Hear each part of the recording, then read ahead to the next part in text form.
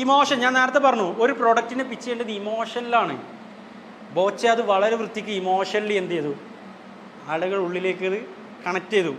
ഇപ്പോൾ ഇവിടെ നിന്ന് റീസെൻ്റ്ലി നടന്ന എല്ലാ കാര്യങ്ങളും അതിനെ ഡയറക്റ്റ്ലി കണക്ട് ചെയ്തത് ബോച്ചേട്ടി ആയിട്ടാണ് അല്ലേ.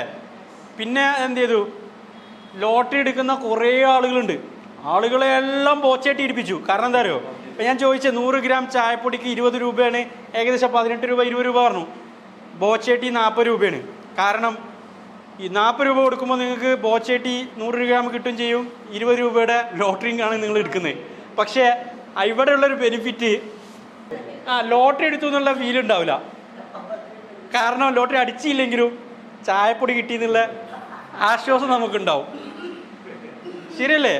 കാരണം അവിടെ ലോട്ടറി അവിടെ എന്തില്ല, ലോട്ടറി എല്ലാം അവിടെ വിൽക്കുന്നത്, ചായപ്പൊടിയാണ് വിൽക്കുന്നത്. പക്ഷേ 20 രൂപയുടെ ചായപ്പൊടിയും 20 രൂപയുടെ ലോട്ടറിയും അത് വളരെ വൃത്തിക്ക് എന്ത് ചെയ്തു, മാർക്കറ്റ് ചെയ്യപ്പെട്ടു എന്നുള്ളതാണ്.